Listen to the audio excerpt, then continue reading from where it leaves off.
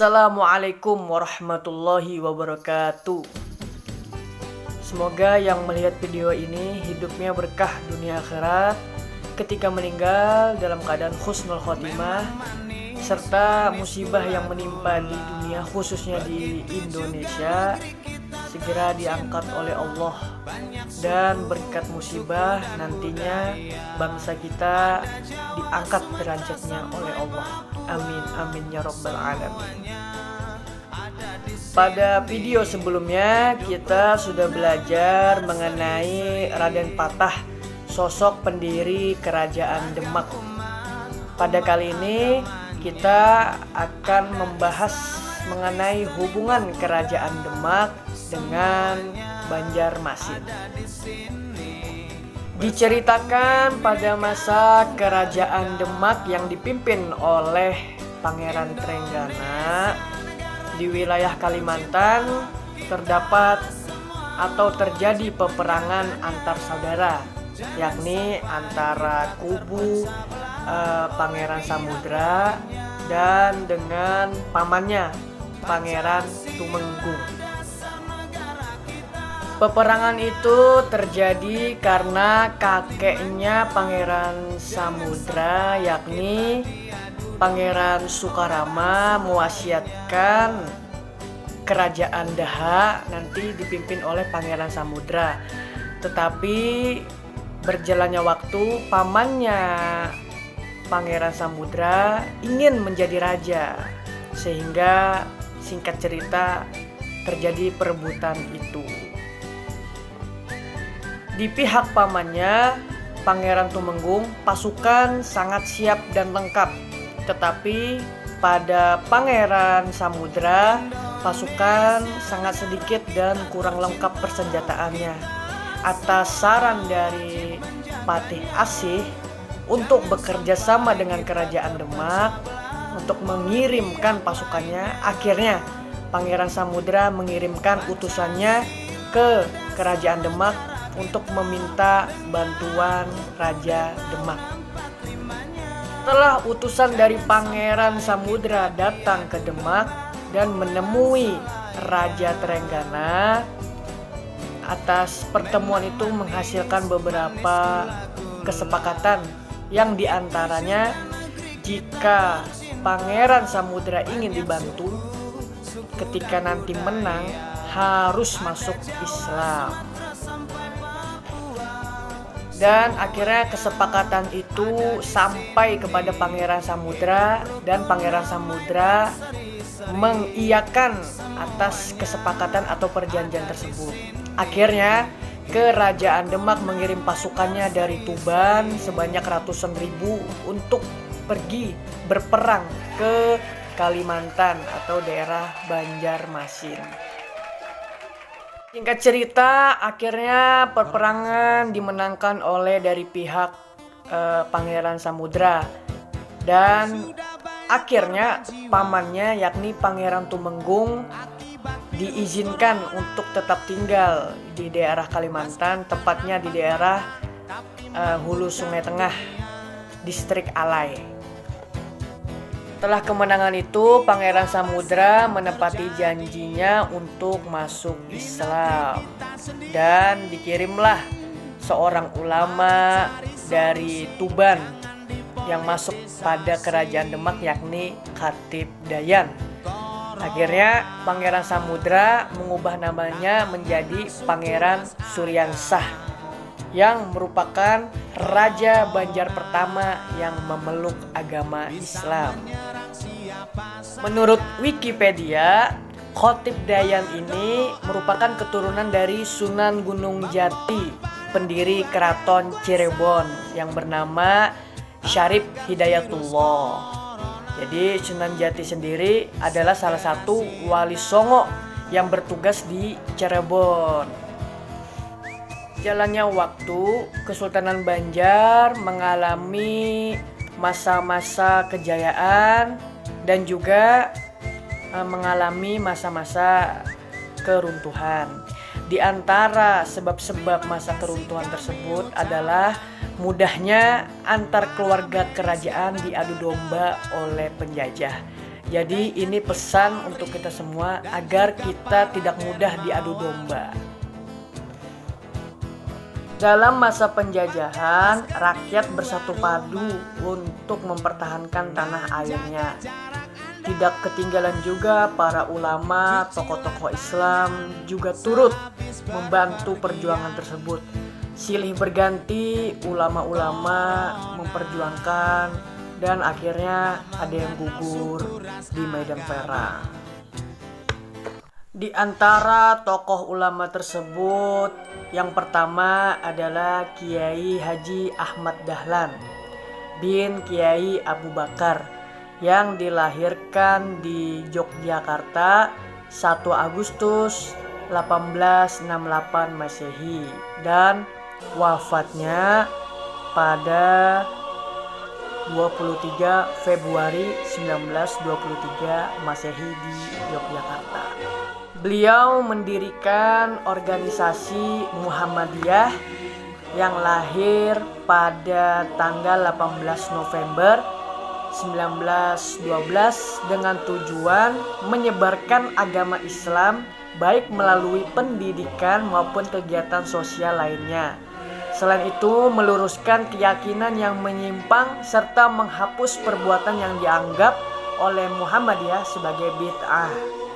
Setelah Muhammadiyah berdiri, selanjutnya pada tanggal 20 Desember 1912, Kiai Haji Ahmad Dahlan mengajukan permohonan kepada pemerintah Hindia Belanda untuk mendapatkan badan hukum bagi Muhammadiyah. Namun permohonan itu baru dikabulkan pada tahun 1914 dengan surat ketetapan pemerintah nomor 18 tanggal 22 Agustus 1914. Izin ini hanya berlaku untuk daerah Yogyakarta dan organisasi ini hanya boleh bergerak di daerah Yogyakarta pula. Di antara pesan Kiai Haji Ahmad Dahlan mengenai kebangsaan adalah meskipun manusia memiliki kebangsaan yang berbeda-beda, sesungguhnya nenek moyang kita adalah satu, yakni Nabi Adam dan Hawa. Jadi sesungguhnya seluruh manusia itu satu darah daging.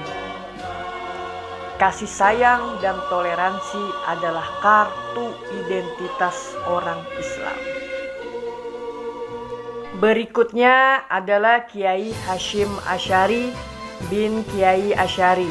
Beliau dilahirkan di Jombang pada 14 Februari 1871 dan meninggal pada 21 Juli 1947 Masehi. Kiai Hasyim Asy'ari adalah pendiri dari Nahdlatul Ulama yang berdiri pada 31 Januari 1926. 2 tahun sebelum berdirinya organisasi ini, Kiai Hasyim Asy'ari didesak oleh sebagian ulama untuk mendirikan organisasi, tetapi Kiai Hasyim Asy'ari masih bingung atau bimbang. Di dalam kebimbangan Kiai Hasyim Asy'ari, akhirnya Syekhona Khalil mengirimkan perintah isyarat melalui Kiai As'ad Samsul Arifin Situbondo dengan mengirimkan sebuah tongkat, yang mana tongkat tersebut akhirnya diserahkan kepada Kiai Hasyim Asy'ari, dan tepat pada 1926 akhirnya beliau yakin untuk mendirikan organisasi. Tetapi pada 1925 Syekhona Khalil meninggal dunia. Di antara tujuan Kiai Hasyim Asy'ari mendirikan organisasi Nahdlatul Ulama ini adalah mewujudkan kemaslahatan masyarakat, kemajuan bangsa, kesejahteraan, keadilan, dan kemandirian, khususnya warga NU, serta terciptanya rahmat bagi semesta dalam wadah negara kesatuan Republik Indonesia yang berasaskan Pancasila, serta memperjuangkan tegaknya ajaran Islam Ahlus Sunnah wal Jamaah. Di antara pesan Kiai Hasyim Asy'ari mengenai kebangsaan adalah Islam dan Indonesia tidak boleh dipertentangkan. sebab keduanya berada dalam satu konsep perjuangan. Karena Islam adalah nilai-nilai luhur yang bersifat universal, sedangkan Indonesia adalah kenyataan sosial yang harus diisi dengan nilai-nilai tanpa harus menghilangkan Islam tersebut. Selanjutnya adalah Tuan Guru Haji Muhammad Zainuddin bin Abdul Majid. Beliau lahir di Lombok, Nusa Tenggara Barat pada 5 Agustus 1898 dan meninggal pada 21 Oktober 1977 Masehi. Tuan Guru Haji Muhammad Zainuddin ini adalah pendiri dari organisasi Nahdlatul Wathon yang berdiri pada 1 Maret 1953 yang memiliki visi untuk meningkatkan kualitas sumber daya manusia yang beriman dan bertakwa serta terwujudnya kesejahteraan lahir dan batin dalam rangka memperoleh ridhonya Allah di dunia dan akhirat berdasarkan pada pokok Nahdlatul Wathon iman dan takwa. Organisasi Nahdlatul Wathon ini berdiri dengan tujuan menyelenggarakan pendidikan, kegiatan sosial, dan dakwah Islamiyah. Di antara keturunan beliau ini adalah yang menjadi Gubernur Nusa Tenggara Barat, yakni Tuan Guru Bajang, yang sempat ditawarkan menjadi calon wakil presiden pada 2019. Tetapi Tuan Guru Bajang tidak mau karena masih menjabat sebagai Gubernur Nusa Tenggara Barat. Di antara pesan dari Tuan Guru Haji Muhammad Zainuddin adalah didirikan Nahdlatul Wathon ini karena untuk membangun negara, membangun tanah air. Ini perlu diresapi oleh setiap bangsa Indonesia pada umumnya dan khususnya Nusa Tenggara Barat.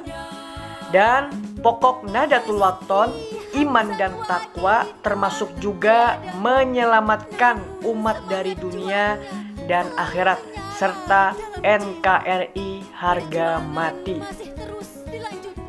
Akhirnya tiba kita di kesimpulan pada pelajaran pada bab ini, yakni yang pertama, menghargai jasa para pahlawan muslim yang telah mengorbankan segalanya demi tersebarnya syiar Islam. Yang kedua, berusaha memahami dan menganalisis atau mempelajari sumber-sumber sejarah untuk mendapatkan informasi terkini yang mengenai sejarah Islam, mengingat terbatasnya sumber data dan perdebatan para pakar tentang validitas data sejarah. Jadi kita sebagai penerus bangsa harus tahu sejarah daerahnya. Yang ketiga, meneladani sikap dan perilaku para tokoh teladan pada masa permulaan masuknya Islam yang mengedepankan cara damai. Yang keempat, menjadikan semua aktivitas dalam hidup, pernikahan, perdagangan, kesenian, dan lain-lain sebagai sarana syiar Islam dan dakwah.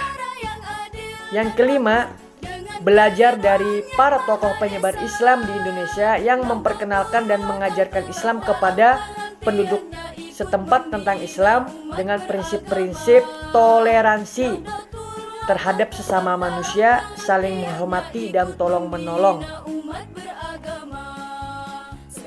Lalu belajar dari bubarnya pemerintahan kerajaan-kerajaan di Indonesia dahulu.